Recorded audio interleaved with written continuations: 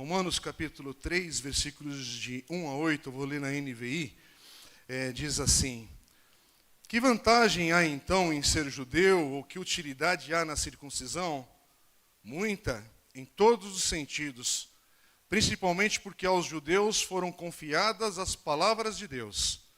Que importa se alguns deles foram infiéis? A sua infidelidade anulará a fidelidade de Deus? De maneira nenhuma. Seja Deus verdadeiro e todo homem mentiroso, como está escrito, para que sejas justificado nas tuas palavras e prevaleças quando fores julgado. Mas se a nossa injustiça ressalta de maneira ainda mais clara a justiça de Deus, que diremos? Que Deus é injusto por aplicar sua ira? Estou usando um argumento humano. Claro que não. Se fosse assim, como Deus iria julgar o mundo? Alguém pode alegar ainda, se a minha mentira ressalta a veracidade de Deus, aumentando assim a sua glória, por que sou condenado como pecador? Por que não dizer como alguns caluniosamente afirmam que dizemos, façamos o mal para que nos venha o bem? A condenação dos tais é merecida. Irmãos, que maneira de terminar aqui a leitura nossa no dia de hoje. Que o versículo 8 termina com Paulo afirmando a condenação dos tais é merecida. E é uma frase forte, eu espero que você preste atenção nessas palavras, porque aqui a gente precisa, ao ler, até mesmo perguntar o que isso se aplica para a minha vida, porque é um texto de uma carta que nós cremos que é para nós hoje ainda. E aqui diz sobre uma condenação justa, quer dizer, o que o texto aqui está afirmando em outras palavras, é que há um julgamento vindo. Há um julgamento a caminho. Há um julgamento que virá, que está vindo sobre o mundo. Um tipo de mensagem que hoje não é muito popular. Mas veja o versículo 6, que Paulo faz uma pergunta para algo que na pergunta é uma afirmação. Como Deus iria julgar o mundo? Ou, em outras palavras, é que Ele, Deus, irá julgar o mundo. E se Deus vai julgar o mundo, é porque alguns serão condenados. Mas o texto também fala que é uma condenação justa. Mas de quem? De quem que a gente está falando aqui nesses 8 versículos que desencadeou esse tipo de falar de Paulo aqui nesse contexto? E eu espero que você entenda que estamos lendo um texto que nós cremos, palavra de Deus inspirada pelo Espírito Santo por meio do apóstolo Paulo. E aqui, hoje, irmãos, se você puder guardar o que nós vamos meditar hoje com toda a dificuldade desse texto, é sobre como não lidar com Deus e a sua palavra.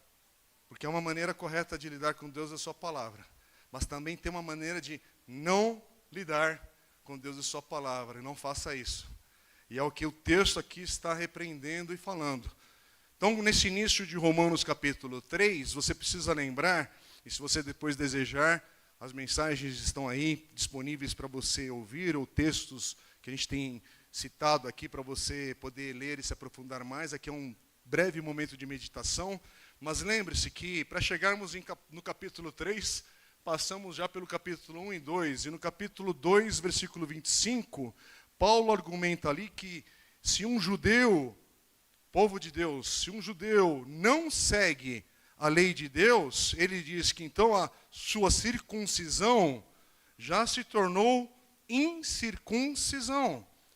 Quer dizer, que ele não é diferente de um gentio, daquele que não é povo de Deus. Mas não só isso, ele diz ainda no versículo 27, no capítulo 2, 2:27, ele está dizendo ali que os gentios que seguem a lei de Deus irão no último dia julgar o povo judeu que tratou a lei com uma mera letra, com um mero texto, em vez de ter permitido que essa lei, essa palavra, tivesse tido um efeito na sua vida de transformação pelo Espírito Santo.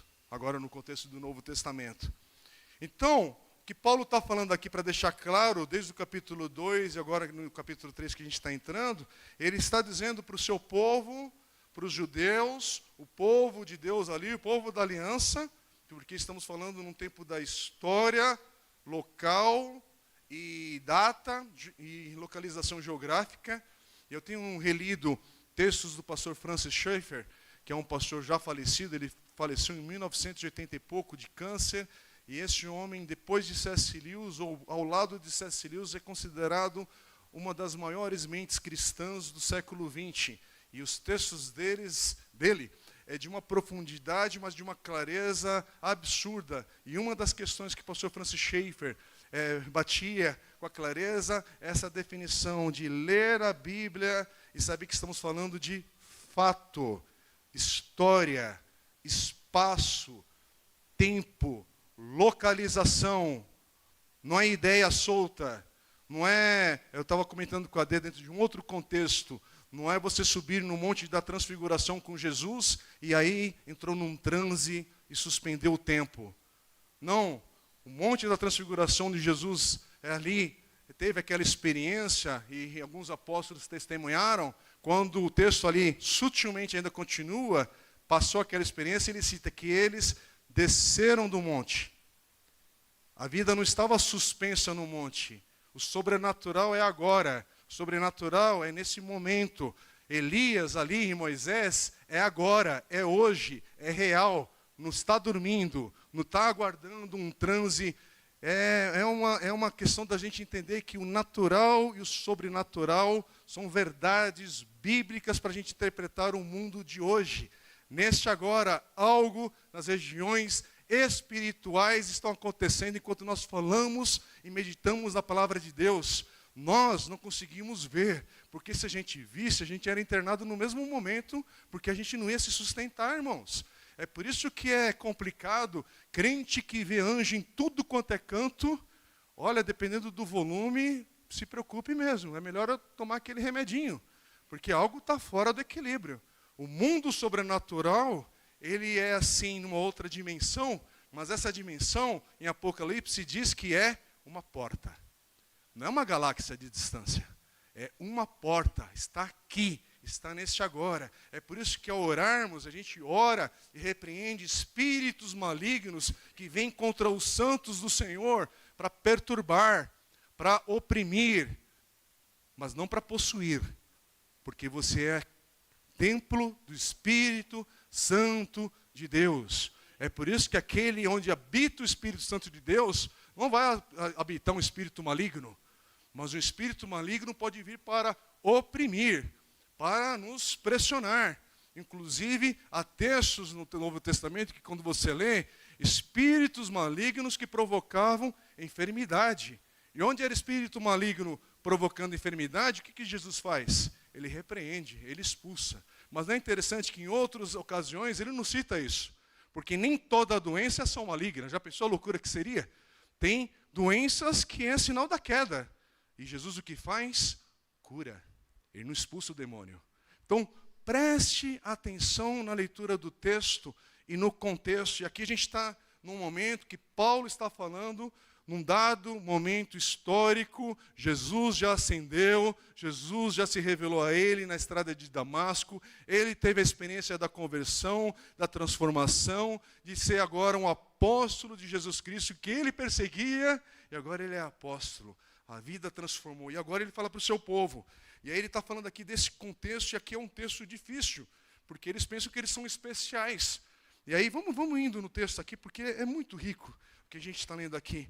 Mas o que Paulo está querendo dizer e deixar claro aqui, lembra, ele está falando para o povo que recebeu a palavra de Deus. E ele está dizendo aqui, olha, os judeus, assim como os gentios, estão toda a humanidade, todos, os religiosos e os sem religião, não importa se você se considera ateu ou um que experimenta energias aí espirituais, ou se você é um crente nascido de novo em Cristo Jesus, ou talvez um frequentador de igreja. Mas aqui ele afirma, judeus assim como os gentios, todos estão sob o poder do pecado e todos precisam do evangelho, do grande evangelho de Jesus, que Paulo aqui prega, que é o dom da justiça de Deus, que ele já pregou no capítulo 1, versículos 16 e 17. E é que ele quer dizer nesses versículos ali do capítulo 1, que não importa quanto pecado você tenha na sua vida, não importa quem chegou aqui com a vida torta por causa do que aconteceu na sua história passada, porque você pode ser um judeu religioso ou um gentil, estranho à palavra de Deus, você pode ter hoje, como eu tenho e os irmãos aqui na sua maioria também têm, você pode ter uma posição hoje colocada ali correta diante de Deus por causa da morte e ressurreição de Cristo Jesus, não por mérito próprio, mas por causa daquilo que Jesus fez. Você coloca a sua confiança nele e descansa.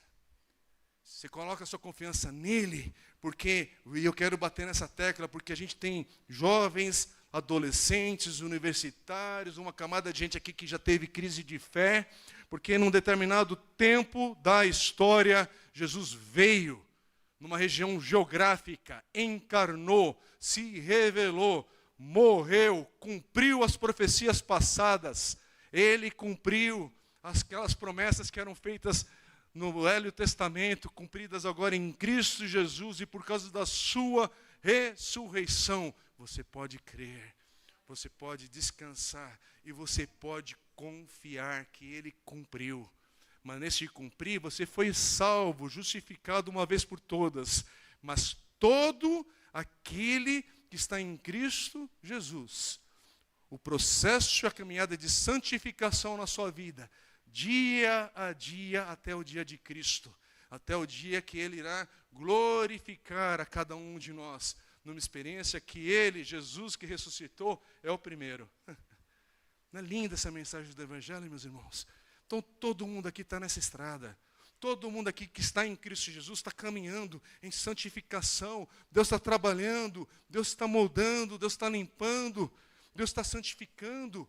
Por isso que há uma diferença na qualidade de vida cristã de quem está em Cristo Jesus, não no sentido que você é melhor ou pior do que o seu irmão que está próximo a você aí, não para julgar o outro, não é nesse sentido. Mas há pessoas que estão permitindo viver à luz de Cristo, e a experiência de santificação diária faz com que a influência do pecado diminua. E o fruto do Espírito, manifeste. Porque a gente tem uma mania, e a gente tem uma confusão no mundo evangélico, que um crente cheio do Espírito Santo é sobre falar em línguas ou decibéis que você fala com a sua voz mais alta no meio do culto, e a vida não tem fruto. E o que a palavra de Deus diz é, santifique-se, caminhe em santificação. E essa santificação cada vez mais profunda, que é a obra do Espírito Santo em nós, é que vai fazendo o fruto do Espírito se manifestar. E a influência do pecado, que será plenamente extinta só quando esse mundo aqui for renovado. Só quando Jesus realmente vir buscar a sua igreja. Quando experimentarmos esse encontro com Jesus nas alturas, nos céus. E tem crente que pensa que vai habitar num espaço sideral, céu com ruas de ouro, um negócio distante. Esquece que a palavra de Deus diz sobre a renovação de todas as coisas nessa terra. A criação que hoje geme, e que você que é estranho à fé cristã, mas vê que há algo errado nesse mundo, a Bíblia tem uma resposta para isso. Sim, há algo errado nesse mundo. Toda a criação geme e aguarda também, como nós, povo de Deus, por uma transformação plena e total.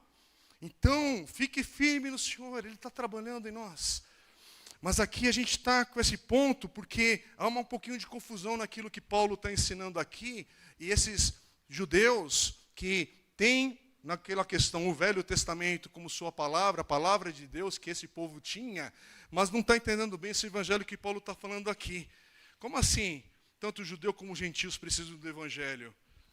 Mas é o que Paulo está pregando, que Deus dá a sua justiça gratuitamente àqueles que confiam no seu Filho. E aí ele começa capítulo 3, versículos de 1 a 8.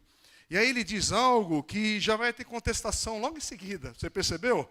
Fica com a sua Bíblia aberta, irmãos, por favor. Meditar na palavra de Deus é precioso demais para você estar sem Bíblia.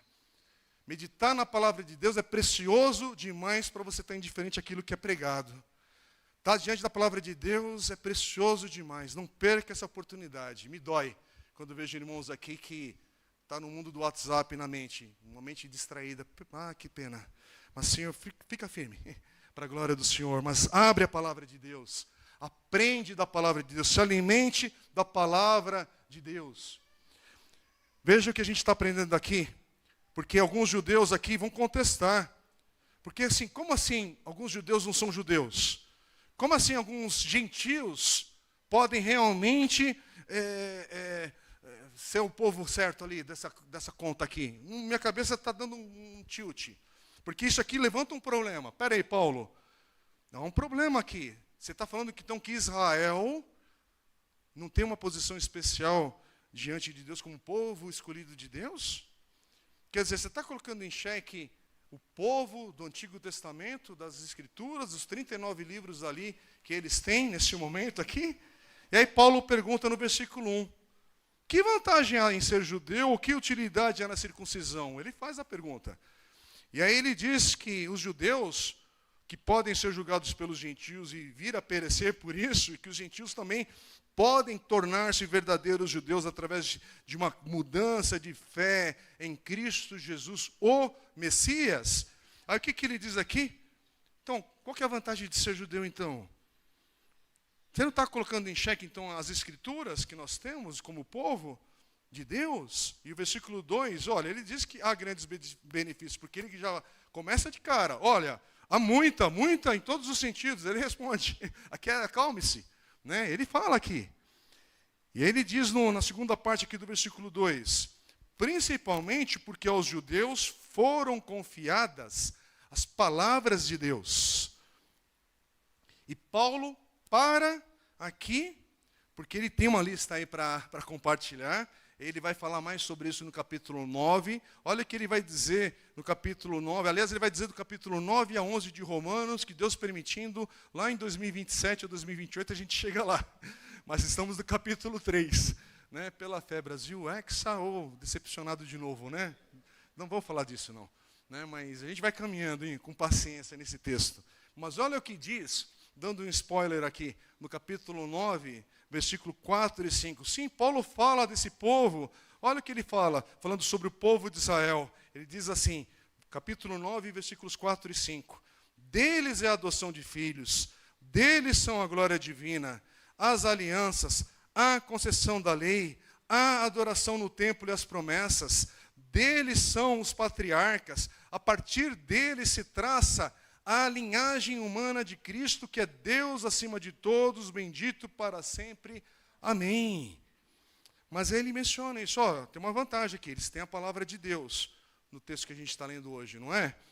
A eles foi confiada toda a escritura ali do Antigo Testamento. E aí há uma pergunta aqui que continua nesse texto, nesses 8 primeiros versículos, porque ele vai levantar uma objeção. Olha, ok, Paulo, você diz que Israel tem um lugar especial, um povo escolhido ali nesse plano de Deus, mas você também está dizendo que os judeus estão perecendo na incredulidade e que serão julgados pelos gentios, o que para eles é um negócio pesado. E então, entre segurança da aliança como judeus e incredulidade de julgamento, o que a gente decide aqui? Porque eles pensam que tem que ser uma coisa ou outra. E aí Paulo responde no versículo 3, que importa se alguns deles foram infiéis? A sua infidelidade anulará a fidelidade de Deus? Quer dizer, em outras palavras, Paulo aqui, ele está rejeitando essa suposição de que se alguns judeus são incrédulos e perecem, Deus é infiel. Porque no versículo 4 ele afirma, de maneira nenhuma, seja Deus verdadeiro e todo homem mentiroso. Quer dizer, para Paulo, a infidelidade de Deus é impensável. Então, meus irmãos, Sempre que você pensar em alguém que você ama e que você sabe que está sem Cristo Jesus, ou morreu, ou sei lá o que aconteceu com ela, e você fica, e aí? Essa pessoa que eu amo está no céu, não está no céu? Opa, eu não sei te responder sobre isso. O que eu sei te afirmar é que a infidelidade de Deus é impensável. Descanse. Quem disse que é para você decifrar esse código? Já pensou, irmão, se eu fosse na minha interpretação saber quem está no céu e quem não está? Misericórdia esse peso. Mas enquanto é tempo, você está ouvindo o Evangelho? Você está ouvindo a palavra de Deus? E o que você está fazendo ao acolher essa palavra que você está recebendo? É isso que importa. Neste momento, a palavra é para quem está vivo aqui, nesse auditório. A palavra é para quem está ouvindo neste hoje. Agora, a gente chora, a gente tem um coração que entra num conflito de emoções, a gente tem perguntas, mas Paulo está dizendo aqui que é impensável pensar que Deus é infiel. Então, a resposta talvez não chegue para você do jeito que você queria. Eu queria uma resposta mais, de vestibular, é a alternativa A, B, C ou D. Nenhuma das alternativas anteriores, talvez é aí. Talvez aí entra aquela questão, não sei, mas sei que Deus é fiel. Deus é fiel ao seu caráter, à palavra dele. Então, pensar na infidelidade de Deus é algo impensável para aquele que está em Cristo. Por isso que Paulo vai falar, em outras palavras, mesmo que todos os homens se provem falsos para com Deus, Deus não seria infiel à sua glória e à sua aliança, para que julgasse a todos. Porque a graça do Senhor, vou tomar cuidado aqui para falar sobre isso, é graça, mas haverá julgamento. O Senhor irá julgar, mas há a mensagem da graça. Está entendendo? A graça está sendo pregada. A graça é para a tua vida, é para o teu coração agora. Mas a palavra de Deus também diz: haverá julgamento, e será justo, porque ele será de acordo com a glória de Deus, com a sua justiça. Quer dizer, que declaração incrível, porque o que Paulo está falando, e a gente precisa reafirmar hoje, no meio dessa bagunça de evangelho sendo pregado nos nossos dias por diversos púlpitos, e MP3 aí, que agora a bagunça é maior ainda, e áudio aí, vídeos e YouTube, que você escuta cada pregador, cada momento aí num clique. Mas aqui Paulo está falando sobre essa centralidade e supremacia de Deus sobre todas as coisas. Ah, irmãos, descansa no Senhor. Descansa na graça do Senhor, mas haverá julgamento. Descansa na graça de Cristo, mas haverá julgamento. E eu quero bater nessas duas teclas, porque elas andam juntas. Não é separado. Confia na graça do Senhor, mas haverá um julgamento de Deus ainda por vir. Irmãos, para afirmar a questão de que Deus não é falso ou infiel, mesmo que ele julgue os judeus, povo escolhido de Deus, porque eu não sei de onde que vem para algumas mentes evangélicas que Israel é intocável, que o povo judeu não será julgado. A Bíblia não fala sobre isso. Aliás, Paulo está pregando aqui, para que eles se convertam e se arrependam. Haverá julgamento. Mas para você entender que Deus não é falso ou infiel, mesmo que julgue esse povo escolhido de Deus, da aliança, ali tratado por todo o Velho Testamento e agora no Novo, mas também vai tratar nossas vidas, outros pecadores aí da história, o que Paulo faz? Paulo está citando, talvez a sua Bíblia inclusive tenha uma notinha de rodapé, para falar que a citação ali é do Salmo 51, versículo 4, que é o salmo da confissão do rei Davi, logo após o seu adultério com Betsabá.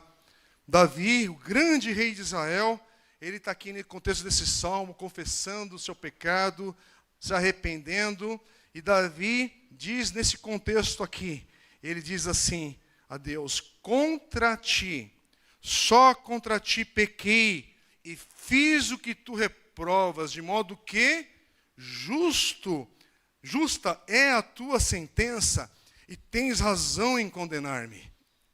Em outras palavras, Davi diz que a razão pela qual Deus seria justo ao julgá-lo é que o seu pecado foi contra Deus. Quer dizer, o pecado de Davi torna justo o julgamento de Deus sobre ele, sobre Davi. Por quê? Porque Deus é fiel à sua natureza, Deus é fiel à sua glória, Deus é fiel porque Ele é Deus santo. Então, haverá justiça e fidelidade à aliança, mas haverá julgamento. Paulo cita esse salmo porque ele apoia agora a sua afirmação de que Deus não é infiel ou falso, mesmo que algum judeu seja julgado, ou todos os homens sejam incrédulos e falsos aqui para com Deus, porque no versículo 3 ele está dizendo: a incredulidade de alguns judeus não anula a fidelidade de Deus. E aí o versículo 4 desse texto, Paulo está dizendo: olha, mesmo que todo homem fosse falso para com Deus, estivesse sob o julgamento de Deus, Deus ainda assim seria fiel e verdadeiro. E por que isso, irmãos? Porque aqui ele está citando o próprio Davi, porque Davi disse a respeito aí do seu próprio pecado que era direito de Deus julgá-lo por causa do pecado. Não é interessante? Davi não fala que o seu judaísmo iria poupá-lo do julgamento. Ele fala que Deus é justo. Eu pequei, disse Davi. E agora é como se Paulo falasse aqui no versículo 4, na segunda metade ali: eu pequei, para que tu, Deus ali, seja justificado em tuas palavras e prevaleças quando fores julgado. Então a resposta de Paulo até agora, ele está dizendo: sim, povo de Deus escolhido, que foi Israel, que foram os judeus, tem vantagens. Eles receberam a própria palavra de Deus, foi confiada a eles a palavra, a revelação. Mas a questão é, se for incrédulo a essa palavra, se for infiel a essa palavra, haverá julgamento. E isso não coloca em questão a fidelidade, a verdade ou a justiça de Deus. Porque aqui está afirmando que o pecado de Israel, sim, magnifica, exalta a justiça de Deus no julgamento. Mas cuidado com a argumentação aqui. Porque eles, aqui no texto, querem argumentar que se é assim, então, no meu pecado, eu estou glorificando a Deus. E aí é uma confusão de coisas, vocês perceberam, né? Olha o que diz o versículo 5. Se a nossa injustiça, como a de Davi aqui, ressalta de maneira ainda mais clara a justiça de Deus, quando Ele nos julga, o que diremos? Paulo pergunta. Que Deus é injusto por aplicar a sua ira, que é o que eles estavam dizendo aqui, que seria o caso do que Paulo está afirmando. E ele vai dizer ainda, o que Paulo disse? Olha, estou usando um argumento humano. E aí ele responde no versículo 6, claro que não. Deus não é injusto quando Ele fala sobre a sua ira, sobre o pecado, e isso magnificando a sua justiça, a sua glória, quando Ele julga. E aí, para terminar, eu tenho sido muito abençoado com os estudos do pastor John Piper, e eu cito muito ele aqui para vocês, que é um dos pastores hoje de cabelos grisalhos, que eu respeito muito e sou muito abençoado pelo ministério dele. Ele já está com seus 70 e tantos anos, e ele tem uma série fantástica ali, que eu estou bebendo nela, nessa série de Romanos antiga dele. E aí ele, nesse texto, ele fala assim, olha, sobre esse argumento, ele diz assim, olha, ao argumentar, eu vou citar a citação dele, tá?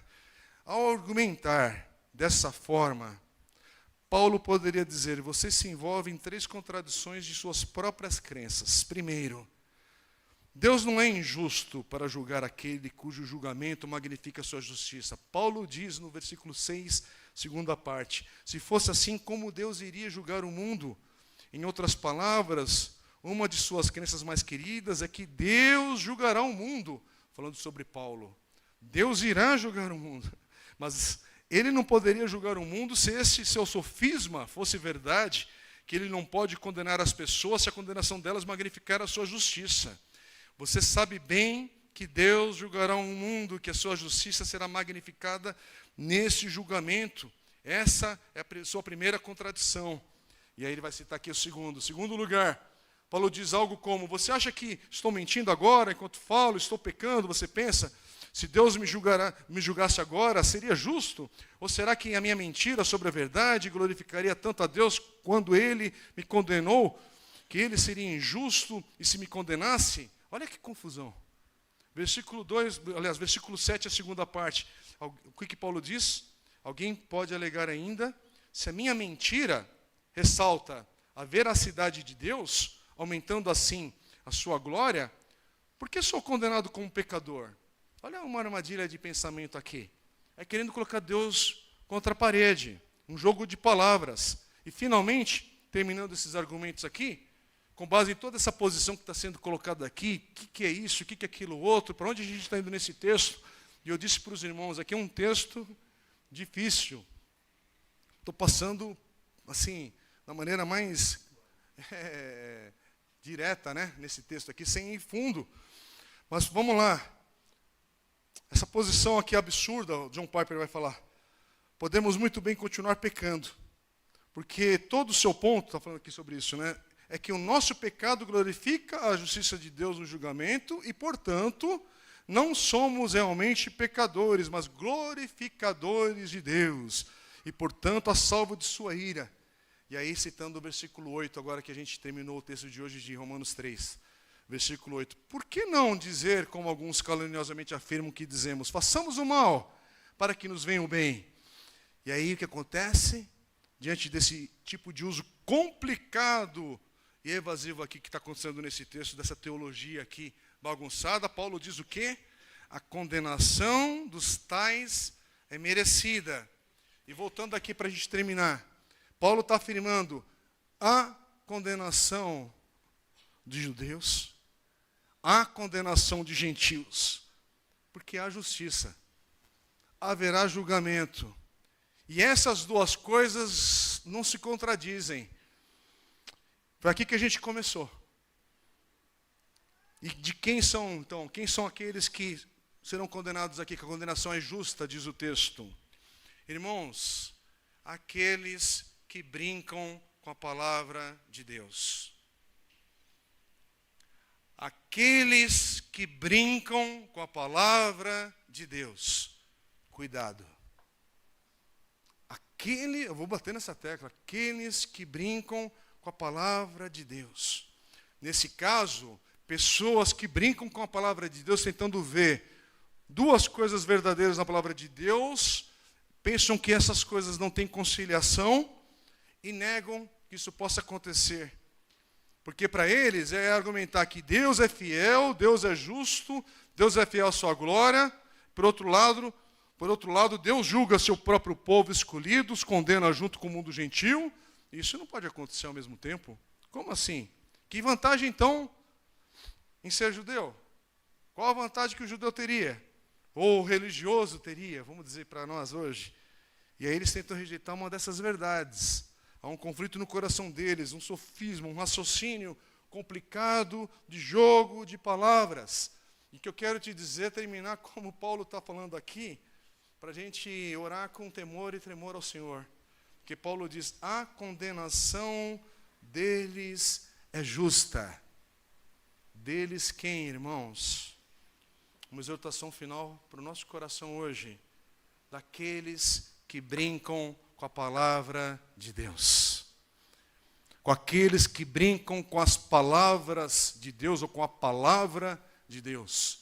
Que tenta encontrar desvio, tenta colocar texto para não ter conciliação com outro texto, mas não para edificação, é para confusão.